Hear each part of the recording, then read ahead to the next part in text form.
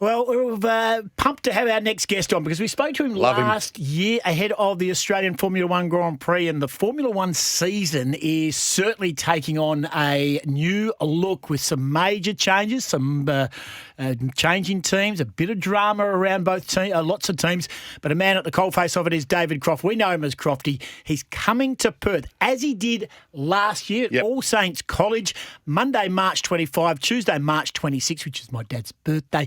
And may I say, he's coming again. Take Pop and Goss? No, anything that starts after 7 o'clock, he's done. Crofty, welcome to Perth, so to speak. Good morning. G'day, boys. How's it going? Yeah, really, really good. Hey, I enjoyed last year's show. I was lucky enough to go and I got pumped to the front row, which was absolutely brilliant. And loved every minute of it. It's not to be missed. 2 pumped up nights, packed crowds. They loved it. Did you walk out with merch? I did, fully paid for. Just so you know, Crofty, I sent you the invoice. Didn't quite get a return check, but No, it must have gone to his junk mail. Yeah.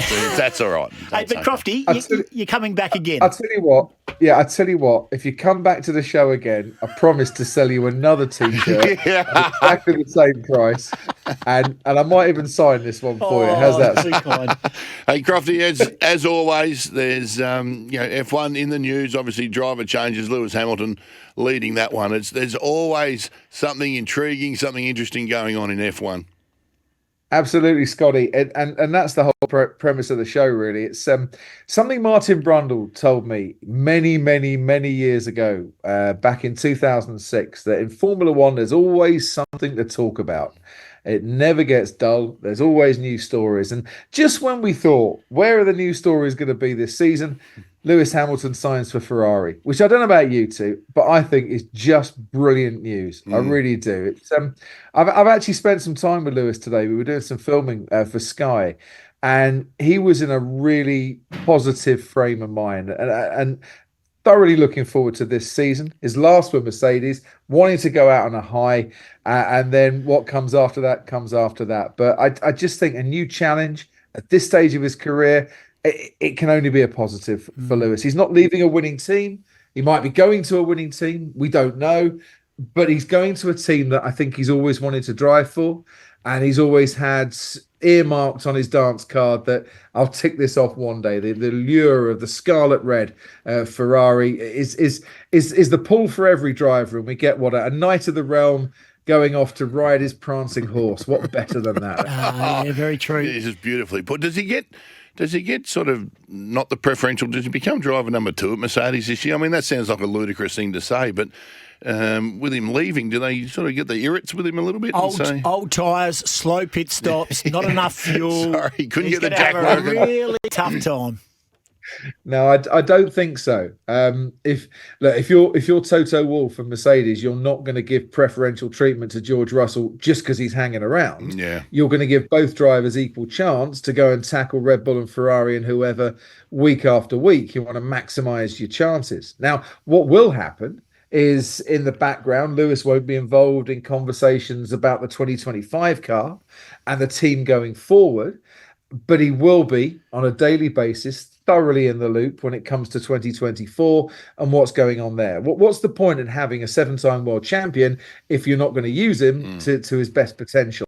And Mercedes want the best out of Lewis and for Lewis as well. There's no malice on Mercedes' side. They understand the situation. There's no malice on Lewis's side. You know, he knows that team has given him some brilliant moments down the years. And, you know, I think both sides will be very keen to end on as big a high as they possibly can when we get to Abu Dhabi in December. The Crofty Show is coming back to Perth. It is in March 25, 26 at the All Saints College Centre for Performing Arts. If you're going to get a ticket, let me tell you, it was packed. You could not find a seat last year when I was there. But Crofty, I'm going to take you to task, great man, and I've been waiting for this opportunity just to relive the moment.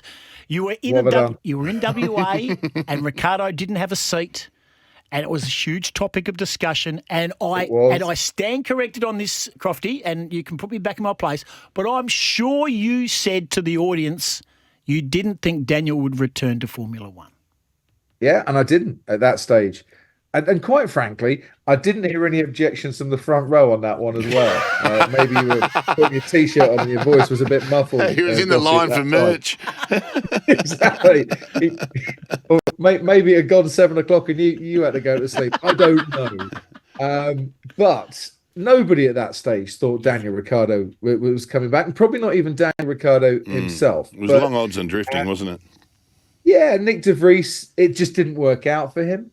Red Bull made that ruthless change and brought Ricciardo back into the fold. Now, I've got to say, it was a bit of a stuttered start for Daniel. You know, he had that injury that forced him away from the track, but he came back from that injury, I think, raring to go and really up for this season. And I think it was only right that he was given a contract for this season after what had happened last year and the fact that he didn't fully get a chance to show his potential. And maybe he lucked into a better car when he came back for the second time than when he did for the first. But it was a bit of a Lazarus style kind of revival from Daniel. And having been given that chance, he will do everything in his power to try and take it one step further. And I'm not saying for a start that he's going to definitely get a Red Bull seat in the future. He'll be racing for Team RB or whatever they're going to call themselves for next year. And I think he'll be glad to do it. But if Sergio Perez has a bad year, and a bad year, by the way, is not finishing second to his teammate Max Verstappen. If Sergio doesn't produce the goods, Daniel is right in the frame for a drive for Red Bull for the future. And I say that now in the knowledge that Lewis has sorted out his future. Charles Leclerc has sorted out his future, long-term contract with Ferrari. Lando Norris, long-term contract with McLaren.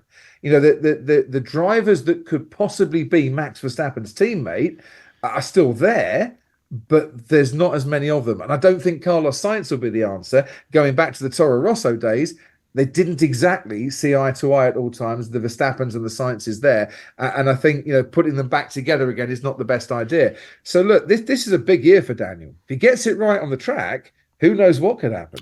Now, Crofty, the voice of Formula One, David Croft, is our guest. Of course, as I said, coming back to Perth, March 25, 26, All Saints College Centre for Performing Arts. If you're a Formula One nut or you just know Crofty's voice from the Formula One, you've got to get there and see him perform.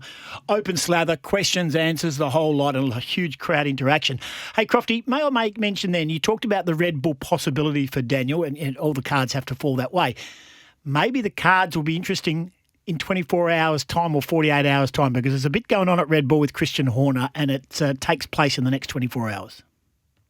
Yeah, from what we're led to believe, there'll be a meeting at Red Bull Friday here in the UK, in Milton Keynes. There's an internal investigation into the allegations that have been made. I don't know the full extent of the allegations. Nobody from the outside knows the full extent of the allegations, but they're serious enough that barristers are conducting an internal investigation. I would imagine Red Bull will be very keen to solve's probably not the right word, actually, to find a resolution to whatever has happened before they launch their car next Thursday in the UK. But we wait to see what's going to happen on that one. And it's yet another story that has dominated the headlines in the last few days. And, this one of a more unsavory nature, and one that nobody saw coming either. Christian Horner has been, in terms of the sporting achievements, a marvelous team principal for Red Bull, and has brought huge success to the team. But if the conduct is not befitting a man of his position, I'm sure Red Bull will deal with it, and we wait to see what they will do in terms of that after an investigation has been carried out and due process has been followed on that one. Any more than that, I have no idea, but it would be seismic, wouldn't it, in terms of the Formula One world, if Red Bull were to have what would only be their second team principal in their history. Yeah, it's going to be a fascinating watch, that's for sure. On the track, Crofty, we expect Red Bull to be strong, Ferrari to be strong. Are there any others that are going to be rising up the ranks and possibly causing some upsets this year? You'd like to think so, wouldn't you? Yes. It's the third year of these regulations.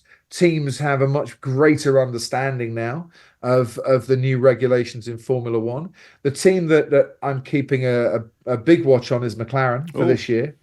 And I think, look, if you look at the way McLaren started last year and ended last year, what a rise that was. It was like an Aussie batsman going into a one-day international, knowing full well that the team are about to lose, and then hitting sort of 150 not out, and barely standing by the end of it, and Glenn Maxwell doing his thing. It was one of those. But it was that sort of analogy. Maxwell came to the crease and it was all over. After 3 races, McLaren were rock bottom of the Constructors' Championship last year. By the end of it, they were the nearest challengers on a race-by-race basis to Red Bull. Now, if they continue to develop in the way that they did last year, there should be no doubting that they'll be right up there again. They have Lando Norris with a new long-term contract, so safe and secure for his future. And they have Oscar Piastri, who I really believe is the real deal. And anyone who was on the front row in last year's show will have heard me say that as well. This kid is good. This kid is very, very good. And in his second year, the potential of that partnership is so intriguing. He goes back to circuits that he raced on for the first time in the knowledge now that he knows what to do in an F1 car on those circuits. He won a race last year. It was a sprint race. He was on, the pole position for a sprint race, and he gave Lando a real run for his money. And let's hope he does it again, because that will bring the best out of Lando, bring the best out of Oscar, and bring the best out of McLaren. And I cannot wait to see how that battle goes. All right, last couple before we let you go. Crofty is our guest, the voice of Formula One. The Crofty Show returning to Perth late March, All Saints College Centre of Performing Arts. Get a ticket. I'm telling you now, you will not be disappointed. It is absolutely brilliant. And I did buy a T-shirt. I think it was Lights Out and Away We Go. I think I bought. Good man. Which this rings a bell. It's lights out and away we go. Bottas got away well. Verstappen comes over to cover it. Just a little taster there. Yeah, it's so good. It's so good. Now, the grid walk, I want to know something. As a host broadcaster of the grid walk, and Captain Grumpy doing his thing, right, we absolutely love Martin Brundle. Should there not be a rule that... Captain Grumpy? Yeah, that's a bit harsh. He's such a miserable sod. No, you're kidding. Nah, he's a miserable sod, but gee, he's knowledgeable. He's got to deal with so many tools in the pit walk. This is what my point is to Crofty. Crofty, if you are invited to walk the grid before a race, surely there's got to be something where their minders can nick off. Yeah. Especially the supermodels who no one would give a Who's going to attack them on pit walk anyway? No one would give us stuff if they stood up in your porridge about them. Surely it's his workplace. They're in his work zone. And if he wants to talk to them, if you don't want to talk, don't come on the grid. That's what I said. Surely there's got to be some sort of consultation between the broadcasters and the F1. They say, here's a photo of Martin Brundle. If this man gets anywhere near you, you stop and you say, yes, sir, and you talk. Correct. Absolutely. It's Formula One royalty, and we should all respect that one. Yep. To be fair, most people do chat to Martin. And it is, like, you guys have, I would imagine, have never been on a grid. And I've done 350 races. I've only ever been on the grid 5 times.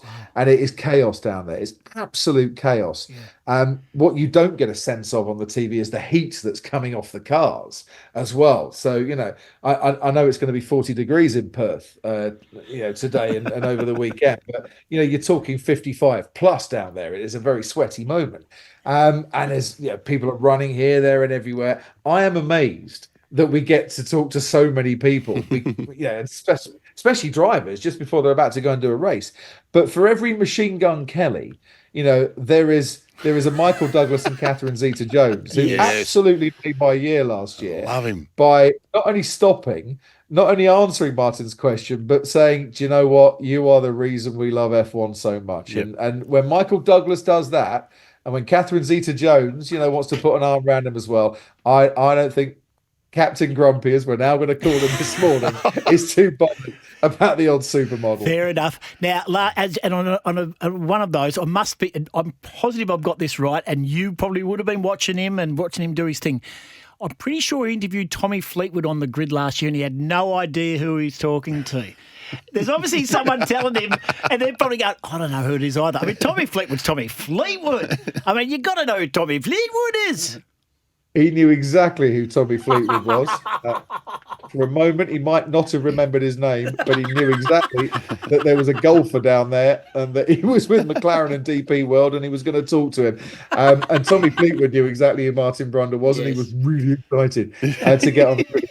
Do you know what? Honestly, there are people who come onto the grid looking for Martin Brundle to go and have a chat to. That is the standing that my mate Martin has in the world of one. And do you know what? He is the least grumpy man you could ever wish to share any time with. I mean, you two, you're sitting there smiling away in your studio. You look like Martin and I in a commentary box, except no one's shouting yet, and shouting lights out and away we go. I love it. I love it when he gets snubbed by someone and it's some pop singer or something like that. And then he goes, "Oh, no, I'm not going to chat. I'm sure it would have been really interesting anyway." And off he walks. He gives him a little clip on the way past. He's a beauty. Ripper. Hey, mate, just in summary, I've talked about the show. Just give our listeners an opportunity of what they are expecting when you come to Perth late March. Well, basically, I come to Perth because A, I love Perth, and B, I love people in Perth, and C, I really love people who love Formula One in Perth as well. And I don't know how the show's going to go half the time. We have a little kind of half a plan, it's like us, but the audience dictate the way the show goes. Well, it's a bit like the breakfast show. Really, to be honest. All right, mate. You start off with one plan, and then you realise because of years of quality broadcasting that was rubbish, and you'll do something else. And we just talk Formula One, and we get some people up on stage to try some commentary because everyone thinks it's the easiest job in the world, and as you know, because you've been on the front row, it's not.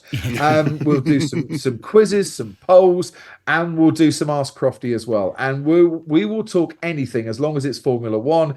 And we might even slip a bit of Married at First Sight Australia in there because I am on to Series 10 and I am getting absolutely Please.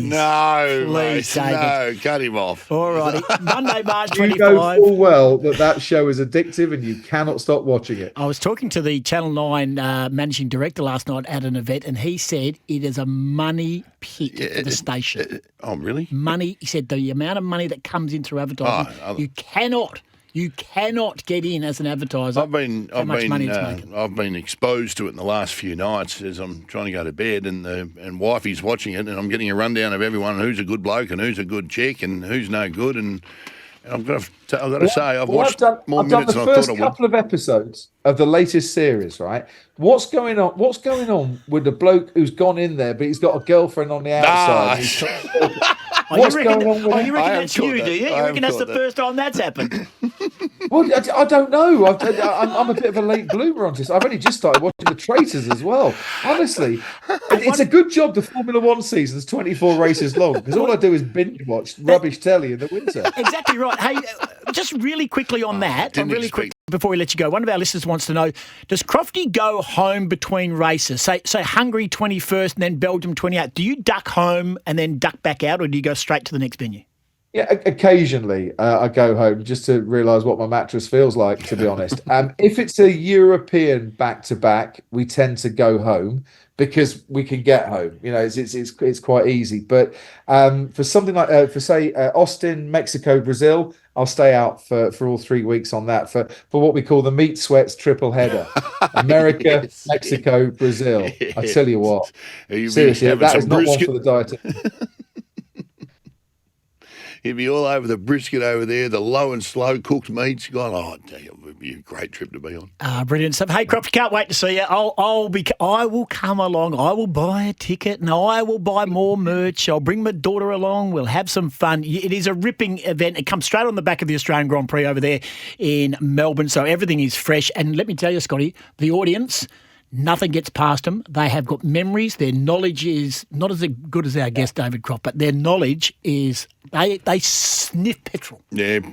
That's probably not a great thing. Not a great analogy. Good luck with that, Crofty, dealing with that. I love it. And I tell you what, and if you come along and you're in the front row, after we've finished, we'll pop back to Freo and we'll have a pint. Yeah. There you go. As long as we can find a pub in Freo that's open after 10 o'clock at night. So I'm not sure that happens. Yeah. Little clip on the way out. Drive-by. Nice work. Thanks for coming on this morning, and all the very best. Look forward to the whole season. Love your voice, love your knowledge, and say hi to Captain Grumpy for us. I certainly will. Love you too. Good on you. There's David Croft. Lights out, away we go. Coming to Perth. We'll have our details and their details on our socials to let you know how you can get tickets. If you can get there, please do. This is Scotty and Goss.